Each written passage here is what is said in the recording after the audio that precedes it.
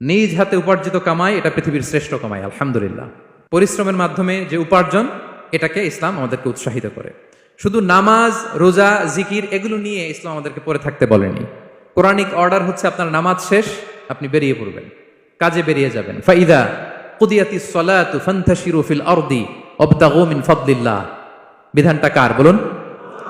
আওয়াজ করে বলুন, বিধানটা কার? এটা কোরআনিক ভার্ডিক্ট, কোরআনের বিধান। নামাজ শেষ, গোল হয়ে বসে জিকির করতে বলা নাই আল্লাহ। আল্লাহ বলেছে ফান্তাশিরু ফিল আরদ ওয়াবতাগু মিন ফাদলিল্লাহ, জমিনে ছড়িয়ে পড়ো, আল্লাহ রিজিক তালাশ করো। নামাজ শেষ, বেরিয়ে যাবেন। কৃষক চলে যাবে মাঠে,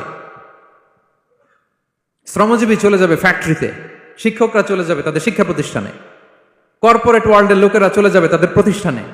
ডেভেলপমেন্ট করতে হবে, সিভিলাইজেশন করতে হবে।